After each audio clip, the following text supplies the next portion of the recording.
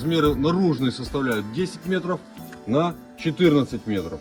Сейчас ведем работу по залитию сейсмопояса. Следующий большой этап, который нас ожидает, это возведение кровли. Кровля у нас планируется четырехскатная, вантовая.